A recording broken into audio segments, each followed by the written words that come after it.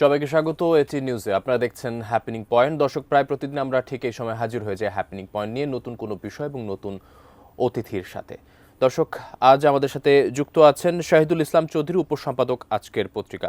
আপনাকে স্বাগত জানাচ্ছি আমাদের স্টুডিওতে। ধন্যবাদ। দর্শক, যেটা বলছিলাম, নতুন অতিথি এবং নতুন কোনো বিষয় নিয়ে আজকে আমাদের বিষয় হচ্ছে আবারও ট্রাম্প যুগে বিশ্ব।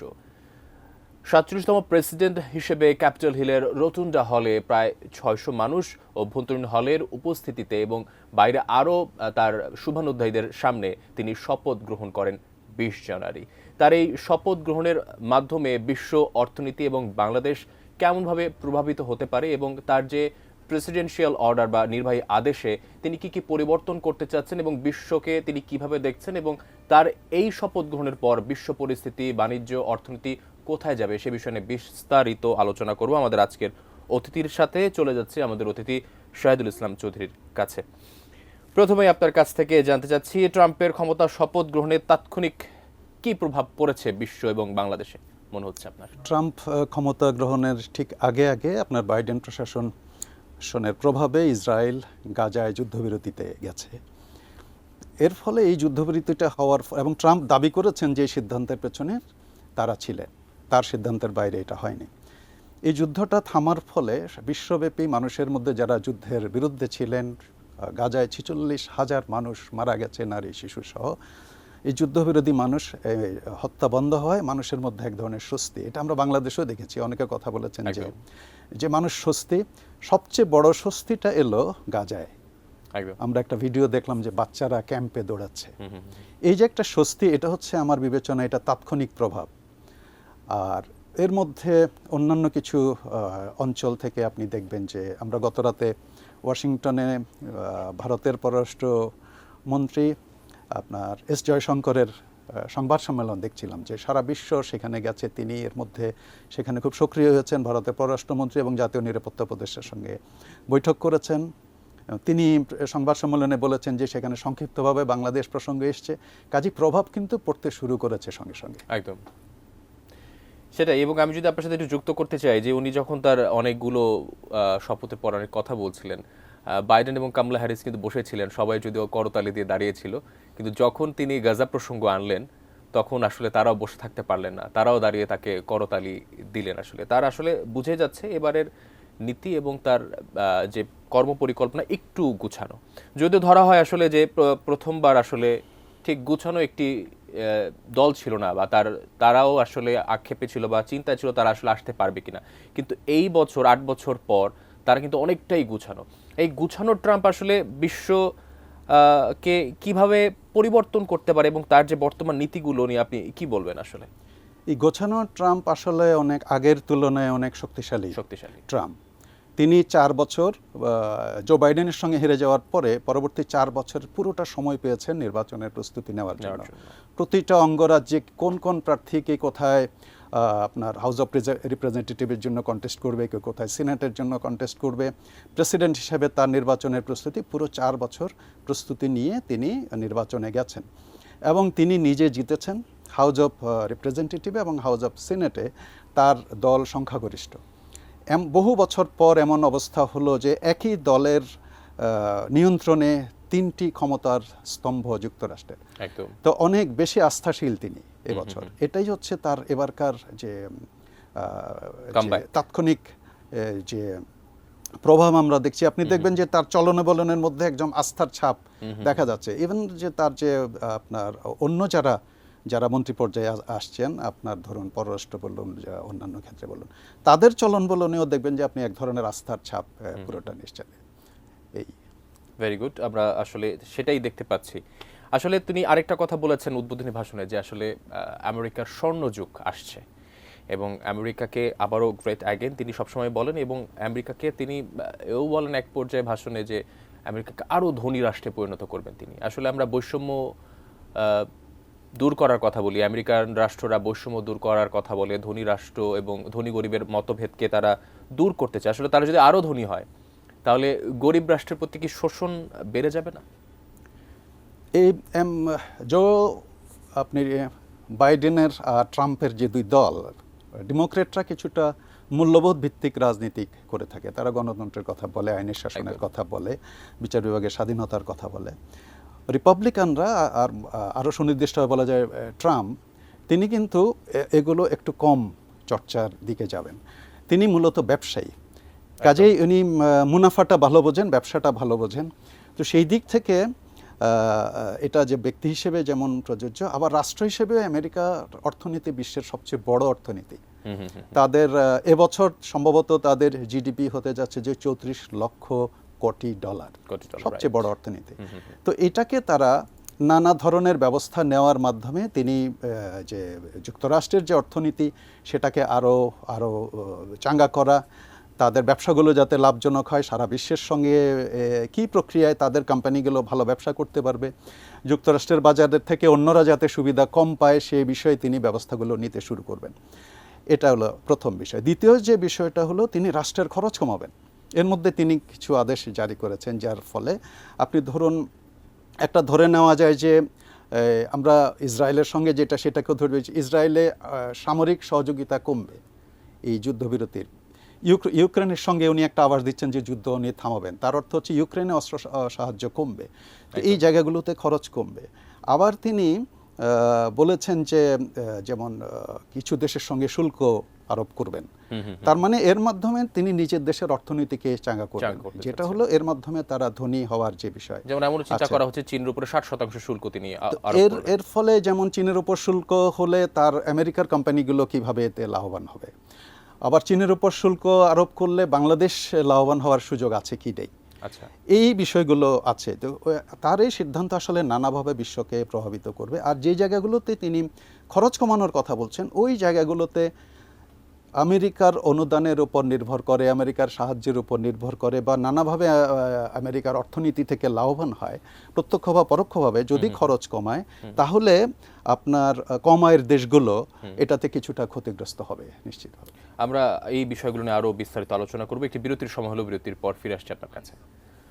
দর্শক দেখছেন হ্যাপেনিং পয়েন্ট, আমরা আলোচনা করছি। একটি বিরতির সময় হলো, ফিরে আসছি বিরতির পর, সাথেই থাকুন।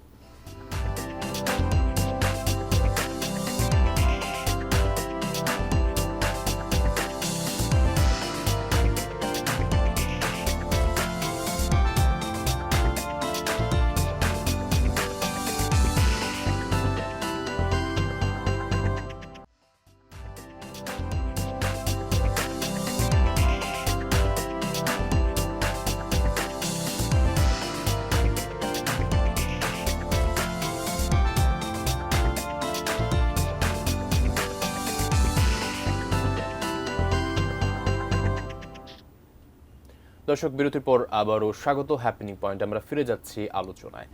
জি জনাব শহীদুল ইসলাম, আমরা আলোচনা করছিলাম আসলে ডোনাল্ড ট্রাম্প দায়িত্ব নেওয়ার পর নির্বাহী আদেশে সই করেছেন অনেকগুলো, তার মধ্যে একটি গুরুত্বপূর্ণ সই হচ্ছে জন্মসূত্রেই যে নাগরিকত্ব পেয়ে যাওয়ার যে বিষয়টি তিনি সেটি রাখতে চাচ্ছেন না। এবং আরেকটি বিষয় আমি যদি যুক্ত করতে চাই, অভিবাসন যারা ওইখানে পেতে চাচ্ছেন, এবং আরেকটি বিষয় যে আমরা যদি যুক্ত করতে চাই যে বাংলাদেশ কিন্তু 2024 এবং 25-এর অর্থ বছরে বাংলাদেশ ব্যাংকের যে রিপোর্ট, সেই রিপোর্টে দেখা যায় যে সবচেয়ে বেশি রেমিটেন্স এসেছে হচ্ছে মার্কিন যুক্তরাষ্ট্র থেকে। তো সার্বিকভাবে আসলে আমাদের বাংলাদেশেরও কিন্তু প্রভাব পড়তে যাচ্ছে বলা যেতে পারে। তো আপনি এই বিষয়টা কিভাবে দেখছেন? আসলে এ বিষয়ে আসলে প্রভাব অলরেডি পড়তে শুরু করেছে। আপনি যুক্তরাষ্ট্রে বৈধভাবে বাংলাদেশি আছে কম বেশি 2 লাখ। আচ্ছা, আর অনানুষ্ঠানিক যে তথ্য সেটা অনুযায়ী আপনার সেখানে বাংলাদেশির সংখ্যা হচ্ছে 3 থেকে 5 লাখের মতো। তো 2 লাখের বাইরে যারা আছে তারা আসলে অবৈধ। তো ট্রাম্প যে সিদ্ধান্তটা নিলেন এতে এই অবৈধভাবে যারা আছেন তারা ঝুঁকির মুখে পড়ছেন। আবার যারা বৈধ আছেন তারা যদি কোনো সন্তান নেন সেখানে জন্মসূত্রে সে নাগরিকত্ব পাবে কি পাবে না এই সিদ্ধান্তে তাদেরও ক্ষতিগ্রস্ত হওয়ার ঝুঁকিতে আছেন তারা। তো এটা হলো একটা কাজে পুরো বাংলাদেশ কমিউনিটি আসলে কিছুটা উদ্বেগের মধ্যে আছে, এটা হলো একটা। আর আপনি যেটা প্রবাসী আয়ের কথাটা বললেন, আপনার যদি অবৈধদের ফিরে আসতে হয় তাহলে যারা ওখানে অনেক বছর ধরে আছে তাহলে তো তাদের আয়টা আসা বন্ধ হবে বাংলাদেশে। তো সেই অর্থে প্রবাসী আয় যদি সেটা কার্যকর হয় ট্রাম্পের সিদ্ধান্ত, সেক্ষেত্রে এই ঝুঁকিটা আছে। তবে একটা বিষয় যে এর মধ্যে সম্ভবত 22টা অঙ্গরাজ্যে মামলা হয়েছে এই সিদ্ধান্তের বিরুদ্ধে। তো সেখানে আপনি যে আদালতের বিচারিক প্রক্রিয়া সেখানে কিছুটা শক্তিশালী, তারা অধিকারের বিষয়গুলো খুব জোরালোভাবে দেখে থাকে। এটা একটা লম্বা প্রক্রিয়া হবে, যে তাৎক্ষণিকভাবে যে কালকেই ফিরে আসবে, খুব ধরপাকড়ও শুরু হয়েছে। আপনি এর মধ্যে একটা দেখেছেন যে আমরা যে 3-4 জন বাংলাদেশি ওখানে ধরা পড়েছে। তো কাউকে ধরে ইমিডিয়েট ডিপোর্ট যদি না করা হয় তাহলে এটা একটা লম্বা প্রক্রিয়ার মধ্যে দিয়ে যাবে, কিন্তু কিছুটা উদ্বেগ থাকবে আমাদের। একদম। আসলে আরেকটি বিষয়, আসলে ডোনাল্ড ট্রাম্প যদিও তার কথার মাধ্যমে বুঝিয়ে থাকেন যে এই হয়তোবা আক্রমণ, এই হয়তোবা হামলা হলো, কিন্তু তিনি আসলে, আপনি যেটি বলছিলেন, তিনি একজন প্রকৃত ব্যবসায়ী। তার ব্যবসায়িক নীতির বা ভবিষ্যৎ যে পরিকল্পনাগুলো, আসলে আমরা যেটা বলছিলাম, তিনি গুছানো এখন অনেকটা। তো তিনি তার ব্যবসায়িক কর্মপরিকল্পনা বা কেমন হতে পারে বহির্বিশ্বের সাথে মনে করছেন? বহির্বিশ্বের সঙ্গে প্রথমেই তার লক্ষ্য থাকবে চীন। চীন তাদের ব্যবসার দিক থেকে যেমন একটা গুরুত্বপূর্ণ প্রতিযোগী রাষ্ট্র, একই সঙ্গে তাদের যে বৈশ্বিক প্রভাব, সেক্ষেত্রেও চীনের আপনার বড় মাপের প্রতিযোগী তাদের সঙ্গে। অর্থনীতি বলি, আপনি সামরিক শক্তি বলি, বাজার বলি, সব দিক থেকেই চীনের সঙ্গে তাদের একটা বড় মাপের প্রতিযোগিতা আছে, প্রযুক্তির প্রতিযোগিতা আছে। তো তিনি চাইবেন যে চীনের সামর্থ্য কমাতে, হ্রাস টানতে। তো চীন সহ বিভিন্ন দেশের উপরে তিনি শুল্ক আরোপ করবেন বলছেন। এর মধ্যে গড়পড়তা একটা বলা আছে যে 10% আরও বেশি হতে পারে। তো এই ক্ষেত্রে দেখা যাবে যে আপনি বৈশ্বিক শুল্কের আপনি আরোপের মাধ্যমে হোক, কোনো সুনির্দিষ্টভাবে নিষেধাজ্ঞা হোক, যেমন আমরা যদি রাশিয়ার প্রসঙ্গে আনি, নিষেধাজ্ঞা হতে পারে।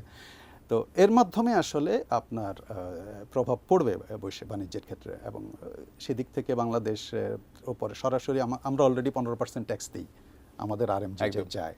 তো এর উপর যদি 20% হয় তাহলে আমরা ক্ষতিগ্রস্ত হব।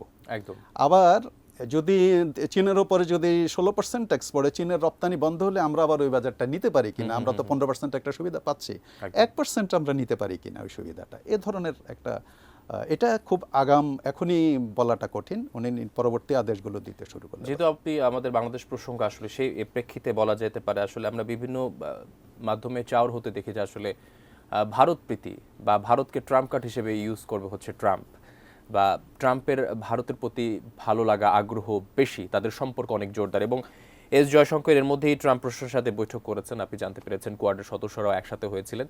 এবং বাংলাদেশ প্রসঙ্গে কথা হয়েছে কিনা সে প্রসঙ্গে তিনি বলেছিলেন যে আসলে কথা হয়েছে সংক্ষিপ্ত, কিন্তু তিনি জানাতে চাচ্ছেন না। আসলে এই যে কথা হয়েছে এবং বাংলাদেশ প্রসঙ্গে আসলে যে বর্তমান যে একটা টালমাটাল অবস্থা, অনেকেই বলছে আসলে জো বাইডেনের সঙ্গে অন্তর্বর্তী সরকারের প্রধান উপদেষ্টার ভালো সম্পর্ক, আসলে প্রভাব কি পড়তে পারে কিনা রাজনৈতিকভাবে? এটা আপনার বাংলাদেশে যে 5ই আগস্টের আপনার ক্ষমতার পালাবদলটা হয়ে গেল এবং 8ই আগস্টে এখানকার অন্তর্বর্তী সরকার ক্ষমতাটা নিল, তার ঠিক পরপরই একটা কথা প্রচার ছিল যে যুক্তরাষ্ট্রের প্রভাব ছিল কিনা এখানকার পালাবদলে, এবং ভারতীয়রা মনে করতো যে এর পেছনে যুক্তরাষ্ট্রের একটা প্রভাব আছে। তখনই ভারত, আমরা ডিসেম্বরেই জয়শঙ্কর প্রায় 2 সপ্তাহের মতো ওয়াশিংটনে ছিলেন, যারা ক্ষমতায় আসবেন, কে কোথায় দায়িত্ব নিচ্ছেন, তাদের সঙ্গে তিনি আগেই সভা করে এসছেন। আচ্ছা, এটা আর জয়শঙ্কর যেটা বলেছেন তো নিজেই বলেছেন এটা, তো বোঝা যাচ্ছে যে তারা যুক্তরাষ্ট্রকে বাংলাদেশ বিষয়ে কাজে লাগাতে চাইবেন ভারতের স্বার্থে। তো এখানে একটা বিষয় হচ্ছে কি, যুক্তরাষ্ট্র কিন্তু নিজের স্বার্থে করবে, এটা যেটাই করুক, এটা হলো একটা বিষয়। আর যুক্তরাষ্ট্র, ভারত যেটা বললে, ভারত তার বৈশ্বিক যে রাজনীতি, সেখানে তাদের মিত্র কোয়াডের সদস্য, ইন্দো প্যাসিফিক আপনি যে কৌশল, সেখানে ভারত অত্যন্ত গুরুত্বপূর্ণ যুক্তরাষ্ট্রের জন্য। ভারত যেটা বলবে সেটা হয়তো তারা প্রাথমিকভাবে শুনবে, কিন্তু কাজে প্রয়োগ করার ক্ষেত্রে আমার যা ধারণা, সেটা আগে যুক্তরাষ্ট্রের ঢাকায় যে দূতাবাস আছে তাদেরকে শুনবে। আচ্ছা, ওকে, ওরা এটা বলছে, তোমাদের কি বক্তব্য? সেক্ষেত্রে যুক্তরাষ্ট্রের পার্সোনাল বেনিফিটটা আগে দেখবে তারা, এটা হলো বিষয়। আর যুক্তরাষ্ট্রের স্বার্থ কি তাতে, হ্যাঁ, যেটাতে যুক্তরাষ্ট্রের স্বার্থ নেই সেটার ব্যাপারে তারা 10 বার ভাববে, যে এটা খুব সহজ হবে না। এই হচ্ছে বিষয়। আমি যদি ব্যবসায়িক প্রসঙ্গ, যেহেতু আসলে আমি আরেকটি গুরুত্বপূর্ণ, তিনি কিন্তু একদম হুঙ্কার দিয়ে বলেছেন আসলে পানামা তিনি দখল করে দেখবেন, এবং পানামার প্রধানমন্ত্রী কিন্তু একদম বলেছেন যে এই ব্যাপারে একদমই তারা পজিটিভলি নেয়নি। আসলে কি তার এবারের নীতিগুলো একটু অ্যাগ্রেসিভ হবে বলে মনে করছেন? একটু অ্যাগ্রেসিভ হবে, কারণ এটা তার দ্বিতীয়বার এবং সম্ভবত শেষবার। এবং তিনি চাইবেন যে আগামী 2026 সালে একটা মধ্যবর্তী নির্বাচন আছে যুক্তরাষ্ট্রে। রাইট। সেই নির্বাচনে প্রেসিডেন্ট ঠিকই থাকেন, কিন্তু সিনেট এবং হাউস অফ রিপ্রেজেন্টেটিভে কিছু সংখ্যার রদবদল হয় জয় পরাজয়ের মাধ্যমে।